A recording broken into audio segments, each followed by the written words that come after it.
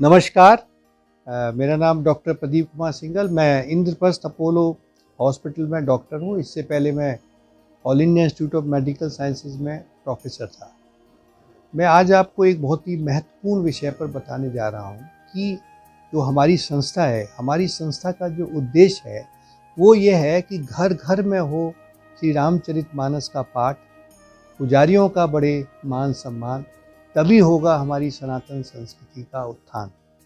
तो मैं आज आपको बताना चाहता हूँ कि रामचरितमानस पढ़ने से लोगों को, परिवारों को, समाज को क्या फ़ायदा हो रहा है। एक मैं आपको एज ए डॉक्टर मैं आपको बताना चाहूँगा कि अभी पिछले आपने देखा होगा 2-3 साल ये कोविड की महामारी रही। तो कोविड की महामारी में हमने स्वदेशी जागरण, हमारा परिवार का मैं राष्ट्रीय सलाहकार हूँ, हमने स्वदेशी जागरण की तरफ से एक डॉक्टर्स की टीम बनाई थी। हमने 25 डॉक्टर्स की टीम थी। आप समझ लीजिए कोविड के टाइम में लोगों को डॉक्टर से बात ही नहीं कर पाते थे लोग। तो हमारे पास पूरे भारतवर्ष से फ़ोन आते थे। मैं कम से कम 150-200 लोगों को रोज़ काउंसिल करता था। हमारी पूरी टीम ने करीब 20 से 25 हज़ार लोगों को काउंसिल किया। और हमने क्या एक नई चीज़ हमने की कि जो भी देखिए दवाई है कोविड की, आप जानते हैं कोई ख़ास दवाई तो है नहीं कोविड की, जो भी दवाई है वो कोविड की है ही। उसके साथ हमने उनको क्या बताया, क्योंकि उस समय लोग बहुत परेशान थे। और ये देखिए कोविड की बीमारी से लोग इतना परेशान नहीं थे जितना उसकी दहशत थी, उसका डर था। तो आदमी जो है यहाँ से दिमाग से परेशान था, उसकी वजह से उसका सैचुरेशन जो है, ऑक्सीजन सैचुरेशन कम हो रहा था। आप देखिए उसका हार्ट रेट बढ़ रहा था, उसका रेस्पिरेटरी रेट बढ़ रहा था। लोग परेशान थे कि हमें बेड दिलवा दो नहीं तो हम मर जाएंगे। हमने कहा कि भाई देखो एक काम करो, आप ये दवाई तो लो, इसके साथ एक आप श्री रामचरितमानस खरीद लो और उसको दिन में 3 बार आधा आधा घंटे उसका आप पाठ करो, इससे आपको फ़ायदा होगा। अच्छा, बहुत से लोगों ने कहा कि साहब अब हम तो नास्तिक हैं, हम कैसे रामचरितमानस पढ़ें। हमने कहा भाई ये जो हमने आपको कैप्सूल लिखा है, आप तो वेजिटेरियन हो ना, इस कैप्सूल के ऊपर जो ये जिलेटिन है ये तो नॉन वेज है। बोले नहीं तो हम दवाई समझ के इसको खाएंगे। तो हमने कहा आप दवाई समझ के ही रामचरितमानस को पढ़ लीजिए। अब ये हम नहीं बता सकते कि इसका साइंटिफिक बेसिस क्या है, लेकिन इससे लोगों को फ़ायदा हो रहा है। तो आपको मैं बताना चाहता हूँ कि 24 घंटे के अंदर ही लोगों ने, जिन्होंने रामचरितमानस पढ़ी, और सब ने पढ़ी थी उस समय, क्योंकि उस समय लोग दहशत में थे, हमारी बात वो मान रहे थे। तो उनमें विदिन 24 आवर्स उनका सैचुरेशन भी नॉर्मल आ गया, उनका हार्ट रेट नॉर्मल हो गया, उनका रेस्पिरेटरी रेट नॉर्मल हो गया। क्योंकि देखिए क्या होता है कि रामचरितमानस पढ़ने से आदमी के अंदर एक सकारात्मक सोच पैदा होती है। और वो सकारात्मक सोच, उसने सोचा कि भाई डॉक्टर साहब ने बताया कि रामचरितमानस पढ़ो, उसके अंदर एक सकारात्मक सोच पैदा होने से आपके जो दिमाग के अंदर कुछ हार्मोन्स बनते हैं जो आपके बॉडी को सारा नॉर्मलाइज करते हैं। तो एक हमने देखा, और सारे पेशेंट आप समझ लीजिए 2-4-5 लोगों को छोड़ के सारे लोग घर पर ही ठीक हो गए। एक तो ये हमने देखा रामचरितमानस के बारे में। दूसरा मैं एक चीज़ आपको और बताना चाहता हूँ कि जो रामचरितमानस पढ़ने से उसमें देखिए 2 चीज़ें होती है। एक तो होती है आस्था लोगों की है, और एक होता है डर। तो बहुत सारा जो काम है लोग डर की वजह से करते हैं, लेकिन जो ये रामचरितमानस जब आप पढ़ते हैं तो रामचरितमानस पढ़ने से धीरे धीरे आपके अंदर सकारात्मक सोच आती है। और उसके अंदर जो श्लोक हैं, उन श्लोकों में जो दिया हुआ है कि भाई आप परिवार में कैसे रहें, आप समाज के साथ कैसे रहें, तो आदमी का जो काम करने का तरीका है, आदमी का जो समाज के साथ व्यवहार है, आदमी का जो परिवार के साथ व्यवहार है, या आदमी कहीं पे सर्विस कर रहा है तो वहाँ पे उसका कैसा व्यवहार है, तो उसमें बहुत ही सकारात्मक परिवर्तन हो जाता है। और जैसे उसमें सकारात्मक परिवर्तन होता है तो उस व्यक्ति को सब लोग पसंद करने लगते हैं। जब उस व्यक्ति को पसंद करेंगे, मान लीजिए व्यक्ति को ऑफिस में पसंद कर रहे हैं तो उसको प्रमोशन अच्छा मिलेगा। अगर ऑफिस को व्यापार में लोग, व्यक्ति को व्यापार में लोग पसंद कर रहे हैं तो उसके व्यापार में बढ़ोतरी होगी। तो एक ये रामचरितमानस का जो है बहुत ही और आप एक और चीज़ मैं आपको बताना चाहता हूँ कि हमने कई सारे, मैं एक आपको उदाहरण देना चाहता हूँ कि कई परिवारों में जहाँ पे कि निरंतर झगड़ा होता था, परिवारों में झगड़ा होता था। क्योंकि मैं डॉक्टर हूँ तो मुझे भाई बच्चा दिखाने आती थी तो बताते थे हमारे परिवार में ये हो गया, ये हो गया। तो कई बार उन परिवारों को मैंने रामचरितमानस के द्वारा ही उनको काउंसिल किया। तो इसलिए जो ये रामचरितमानस पढ़ने से अनेकों अनेक आदमी को फ़ायदे हैं ना। और एक और चीज़ बता रहा हूँ आपको मैं, रामचरितमानस जैसे ग्रंथों पे, जैसे हनुमान चालीसा ले लीजिए, गायत्री मंत्र ले लीजिए, इन पे पूरे विश्व में बहुत सारे शोध भी हो रहे हैं। शोध, बहुत से जो बड़ी बड़ी दवाई जो कंपनियां हैं वो इन पे शोध कर रही हैं। क्या शोध कर रही हैं? वो गायत्री मंत्र पे शोध कर रही हैं। वो जो चूहे होते हैं, एक्सपेरिमेंटल एनिमल्स होते हैं, उनको गायत्री मंत्र सुनाया जा रहा है और उसके बाद 1 महीने के बाद देखते हैं कि भी जो वो चूहा है वो बड़ा, उसका वेट बढ़ गया है, वो बड़ा खुश नज़र आ रहा है। फिर जब उन्होंने उसका ब्लड सैंपल लिया तो देखा कि उसमें कुछ ऐसे हार्मोन्स हैं, जैसे एक सीरोटोनिन होता है, वो हार्मोन्स बढ़ गए हैं उसके अंदर। तो ये दवाई की कंपनियां क्या करती हैं कि भाई उन हार्मोन्स को वो आइसोलेट कर लेंगी और उन हार्मोन्स का वो इंजेक्शन बना देंगी, टैबलेट बना देंगी। अब कोई आदमी परेशान है तो कहेंगे भाई तू ये इंजेक्शन लगवा ले, भाई 2000 का है, 10,000 का है, और इंजेक्शन लगाने से तेरे को फ़ायदा हो जाएगा। तो हमारा ये कहना है कि भाई उस इंजेक्शन लगाने की ज़रूरत क्या है आपको? आप अगर ये हनुमान चालीसा हो या गायत्री मंत्र हो, रामचरितमानस तो ऐसा ग्रंथ है कि इस पे अभी लोग शोध करने की तैयारी कर रहे हैं। तो अगर वो श्री रामचरितमानस ही पढ़ लेगा तो उसको ये जो जितनी बीमारियां हैं, वो डिप्रेशन हो या एंजाइटी हो, ये लोग सुसाइड करते हैं। आप देखो ना आजकल जो बच्चे हैं, मैं अभी देख रहा था कि कोटा में बच्चे पढ़ाई के प्रेशर में सुसाइड कर रहे हैं। मैं चाइल्ड स्पेशलिस्ट हूँ, मैं आपको बताता हूँ, मेरे पास, मैं वैसे तो हमारा एक मैं 18 साल तक देख सकता हूँ बच्चे, लेकिन मेरे पास जो मैंने बच्चे बचपन में छोटेपन में देखे हुए हैं, 24-24, 25-25 साल के बच्चों का मेरे पास फ़ोन आता है कि डॉक्टर साहब ऑफिस में बहुत काम है और मुझे तो बहुत एंजाइटी रहती है, मेरे को बहुत घबराहट होती है, मैंने तो बचपन से आपको दिखाया, कुछ मुझे तरीका बताइए। तो अब क्या बताओगे आप? देखिए, या तो हम उसको दवाई देते हैं कि भाई एंजाइटी की दवाई तो वो तो ज़िंदगी में बेचारा खाता रहेगा, उसके साइड इफ़ेक्ट और होंगे। तो मैंने उनसे कहा कि तुम एक काम ऐसा करो कि भाई तुम जो है ना सुबह शाम रामचरितमानस पढ़ लो, और जब तुम्हें ज़्यादा परेशानी हो तो गायत्री मंत्र का जाप कर लो। जाप नहीं अगर आता है तो आप यूट्यूब पे लगा लो, गायत्री मंत्र ही सुन लो या रामचरितमानस का कोई श्लोक सुन लो, उससे लोगों को फ़ायदा हो रहा है। मैंने ऐसे कई परिवारों में, जहाँ की वो डिप्रेशन में रहते थे, एंजाइटी में रहते थे, वो इसकी दवाई भी खा रहे थे, उनको मैंने केवल ये रामचरित, चूँकि देखिए अब कोई कहेंगे डॉक्टर साहब आपकी बात कैसे मान ली, तो क्या होता है कि जब मरीज मेरे पास आता है तो उसके पास मेरी बात मानने के अलावा कोई और दूसरा रास्ता नहीं होता है। वो मेरी बात मान लेता है और वो बात मान के उसको फ़ायदा होता है, और उस फ़ायदा होने से देखिए मैं तो उन लोगों को देख रहा हूँ कि उनकी पूरी पर्सनैलिटी में ही, अब एक हमारे गोयल साहब हैं, वो हमारे दोस्त भी हैं, एडवोकेट हैं, वो बहुत बिजी रहते हैं, बहुत टेंशन में रहते थे, उनको ब्लड प्रेशर बहुत ज़्यादा था, ज़्यादा उम्र भी नहीं थी उनकी, 44-45 साल के थे। वो बहुत परेशान हो गए, कहते हैं डॉक्टर साहब किसी डॉक्टर को बताओ, आप अपोलो के या कहीं बड़े डॉक्टर को।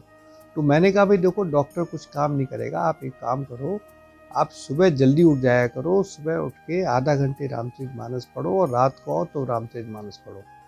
बोले इससे, मैंने ऐसा है, इससे क्या होगा ये मुझे नहीं पता, लेकिन 1 महीने पहले करो। जब उन्होंने उसको 1 महीने किया, आप विश्वास नहीं मानेंगे कि वो, उनकी जो दवाई की जो डोज थी वो 50% कम हो गई। क्योंकि देखिए ब्लड प्रेशर एक ऐसी बीमारी है, जब हो जाती है तो कुछ ना कुछ उसका रहता है, लेकिन उसके बाद उनको दूसरी समस्याएं थी वो खत्म हो गई। अब आप भी समझ लीजिए, उनकी वजह से उनके काफ़ी सारे साथी भी श्री रामचरितमानस का पाठ कर रहे हैं।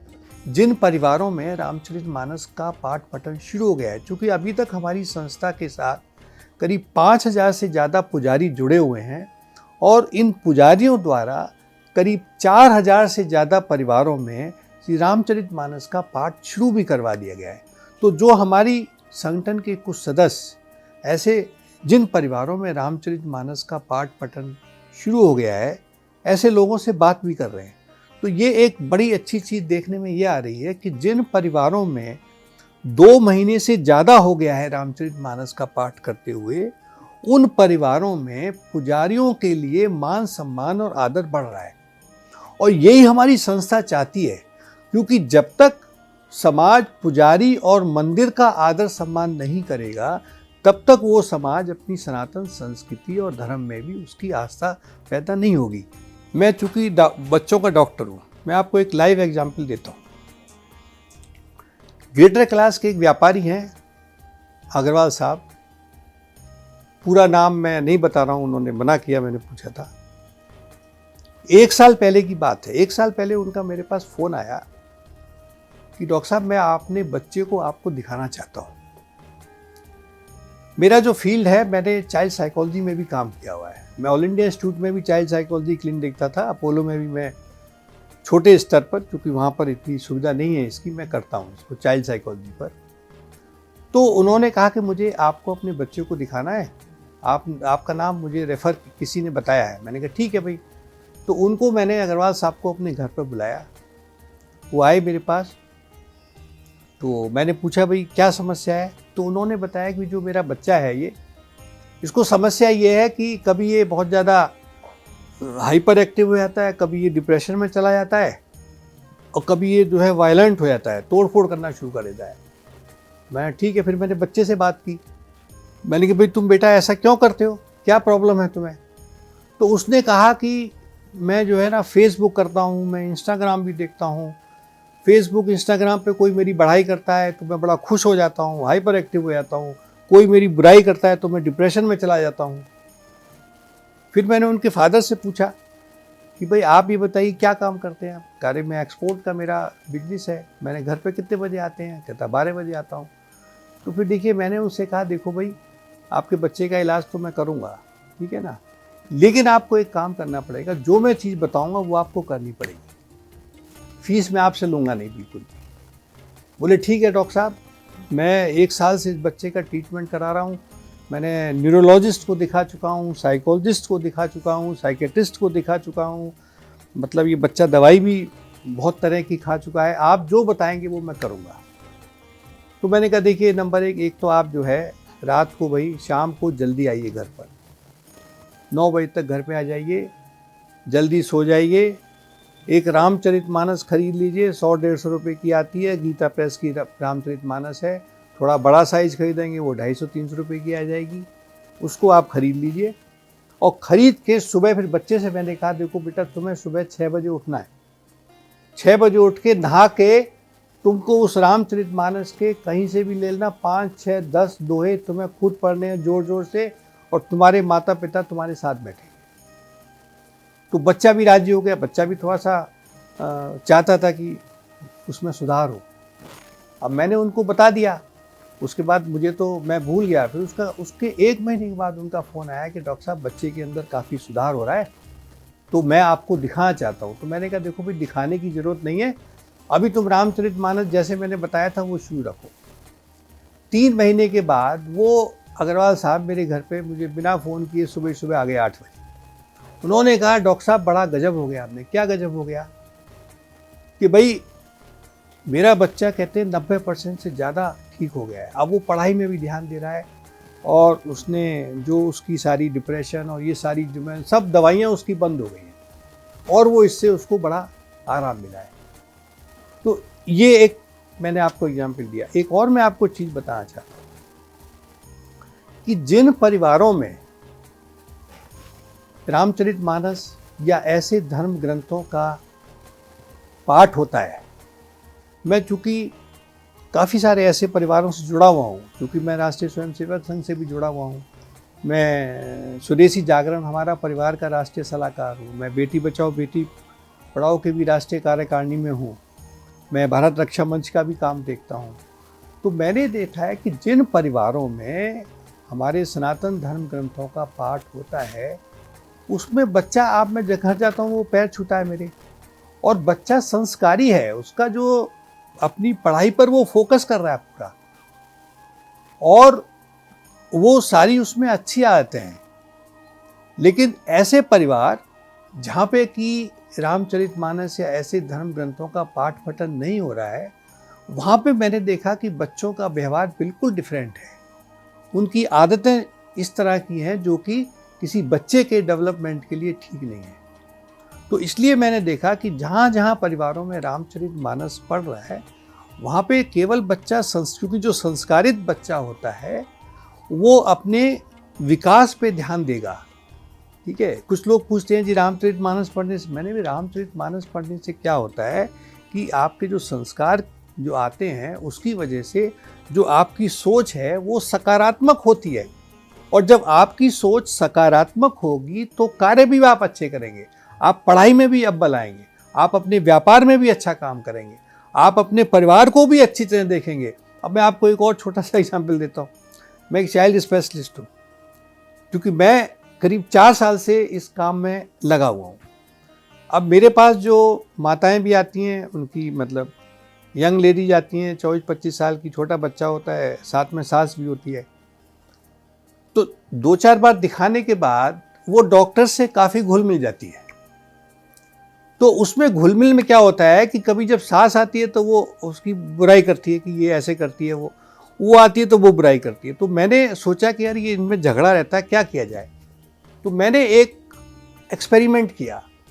मैंने उनसे कहा कि भाई देखो, आपस में आप में बड़ा मतभेद है, आप एक काम करो, दोनों बैठ के सुबह 6 बजे रामचरितमानस पढ़ो एक साथ बैठ के। तो ऐसे परिवारों में जहाँ जहाँ इन्होंने पढ़ा रामचरितमानस, तो मैंने देखा कि उनके घर के झगड़े थे वो भी ख़त्म हो गए। क्योंकि रामचरितमानस को आप देखेंगे तो उसमें कुछ ऐसी चीज़ें हैं जो आपको बताती हैं कि भी परिवार में आपको किस तरह से रहना चाहिए, आपको समाज में किस तरह से रहना चाहिए, आपको व्यापार में क्या करना चाहिए। तो इससे जो है आपको जो परिवारों में भी मैंने देखा शांति हो रही है। और ये मैं आपको गारंटी के साथ कह सकता हूँ कि जो रामचरितमानस का पाठ करेगा ना, वो बहुत सारी बुरी आदतों से, ये जो आजकल समाज में आप देखते हैं कि इतना करप्शन है, आदमी लोभी हो रहा है, आदमी गलत काम कर रहा है, अगर कोई भी रामचरितमानस का पाठ ये करना शुरू करेगा समाज, तो बहुत सारी ऐसी समस्याओं से भी आपको छुटकारा मिल जाएगा। क्योंकि मैं तो देखता हूँ, मैं बचपन में शीतलगंज मोहल्ले में रहता था, मैंने देखा है कि जो परिवारों में ऐसे परिवार थे जहाँ पे लोग रामचरितमानस अगर नहीं पढ़ते थे और वो उस परिवार में गड़बड़ होती थी तो बड़ा बूढ़ा आके उसको डांटता था कि भाई तेरे परिवार में जो सारी गड़बड़ इसलिए हो रही कि तू रामचरितमानस या कोई भी अपने जो धर्म ग्रंथ है उसका तो पाठ तू कर ही नहीं रहा है।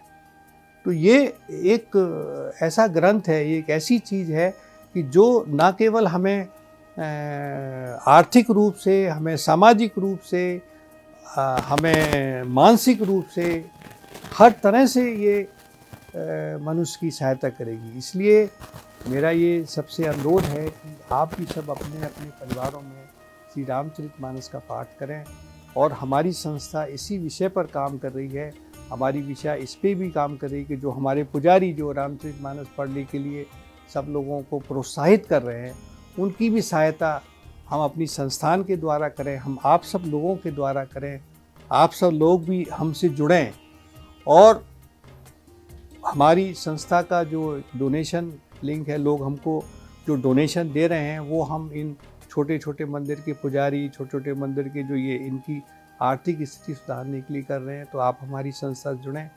हमारी जो बैंक का डिटेल, जो डोनेशन लिंक हमारे YouTube चैनल पर दिया हुआ है, आप हमसे जुड़ें और जो भी आपकी क्षमता है उसके अनुसार आप संस्था को सहयोग करें। धन्यवाद।